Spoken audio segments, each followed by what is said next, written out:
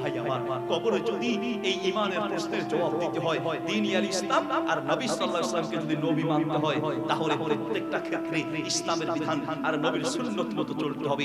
এক গ্লাস পানি খেতে গিয়ে আপনি কতগুলো ইসলামের বিধান লঙ্ঘন করছেন, কতগুলো নবীর সুন্নাত তরিকা লঙ্ঘন করছেন, শুধু এই পয়েন্টটা প্র্যাকটিক্যালি আপনাকে দেখিয়ে আলোচনা শেষ করব। দেখুন, আপনি এক গ্লাস পানি খাবেন, এই এক গ্লাস পানি খাওয়ার ক্ষেত্রে আপনি কতগুলো বিধান লঙ্ঘন করছেন। নাম্বার 1, এক নাম্বার রাসূলের সুন্নাহ এবং ইসলামের বিধান, পানি খেতে হবে ডান হাতে। কোন হাতে?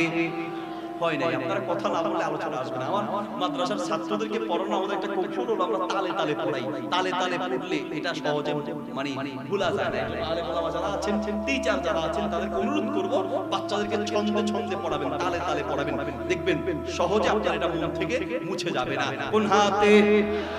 আরো জোরে। কোন হাতে?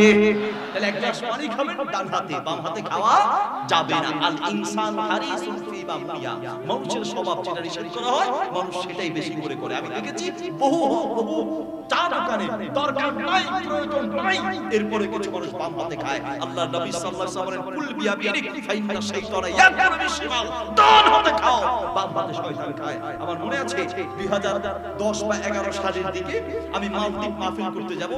প্রথমে শ্রীলঙ্কা গেলাম এয়ারপোর্টে।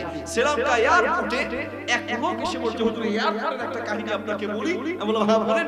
বলছে হুজুর কিছু লোক এখানে দাঁড়িয়ে আপনার হচ্ছে পানি খাচ্ছে বাম হাতে। তো আমি তাদেরকে গিয়ে চিনলাম তারা বাঙালি, এবং তাদেরকে বললাম ভাই ডান হাতে খান, বাম হাতে শয়তান খায়। সেই শিক্ষিত লোকগুলো আমাকে বলতে, হুজুর বেশি ফতোয়া দেন, ডান হাতে হাত বাম হাতে হাত, দুই হাতে আল্লাহ সৃষ্টি করেছেন, মন চাইলে ডান হাতে খাবো, মন চাইলে বাম হাতে খাবো। হুজুর এত ফতোয়া দেন কেন? পা দিয়ে তো আর খাচ্ছি না, হাত দিয়ে খাচ্ছি, দুইটাই তো হাত। হুজুর বললেন বুঝছি, সোজা আঙ্গুলে ঘি উঠবে না, বাঁকা করা লাগবে। একটু দূরে গিয়ে বলছি আপনাদের পড়ালেখা কি? একজন বলছে মাস্টার্স পাস, একজন বলছে এলএলবি পাস, একজন বলছে ডিগ্রি পাস। হুজুর একটু দূরে গিয়ে বলছে আপনারা এইটা পাস। হুজুরকে দেখে বলছে, হুজুর আপনি আঙ্গুল দেখালেন, হাত উঠায় আর আজকে হুজুর ধর্ম বস্তায় পড়বো। হুজুর আপনি আঙ্গুল দেখালেন কেন? আমরা চার লোক এখানে আছি, ফাইজলামি করেন। হুজুর বলল ভাই রাগ করেন কেন? আপনি এই আঙ্গুল দেখায় আবার আমরা রাগ করেন কেন? এই আঙ্গুলের মানে বুঝেন? এই আঙ্গুল দেখালে সবাই রাগ করে। হুজুর বলল ও আচ্ছা তাই নাকি, কেন? এই আঙ্গুল তো আঙ্গুল, এই আঙ্গুল তো আঙ্গুল, এই চার আঙ্গুল তো আঙ্গুল, এই চার আঙ্গুল দেখালে কেউ রাগ করে না, এই আঙ্গুল দেখালে সবাই রাগ করে। এই আঙ্গুল আর এই আঙ্গুল যেমন পার্থক্য আছে, ডান হাত আর বাম হাত পার্থক্য আছে। ডান হাতে খেতে হবে, বাম হাতে খাওয়া যাবে না, ঠিক কি না? আর আপনি এক গ্লাস পানি খাবেন কোন হাতে? কোন হাতে? ডান হাতে। নাম্বার 2 নাম্বার সুন্নাহর বিধান হচ্ছে শুরুতে বিসমিল্লাহ বলতে হবে। শুরুতে, শুরুতে কোন হাতে? শুরুতে। যেই কোনো খাবার শুরুতে বিসমিল্লাহ বলবেন। বাচ্চাদেরকে মায়েরা ভাত দিবে, দুধ দিবে, বাচ্চা বিসমিল্লাহ বলতে পারে না, ও কথা বলতে জানে না, মা বলবে বিসমিল্লাহ। বিসমিল্লাহ বলে বাচ্চাকে দুধ না দিলে বাচ্চাও খাবে, শয়তানও দুধ খাবে। পানি খাবেন তো বিসমিল্লাহ বলবেন, ভাত খাবেন তো বিসমিল্লাহ বলবেন। প্রত্যেক খাবার শুরুতে, শুরুতে কোন হাতে? এরপরে খেতে হবে বসে বসে, দাঁড়ায় খাওয়া যাবে না, খেতে হবে বসিয়া। কিভাবে? কিভাবে?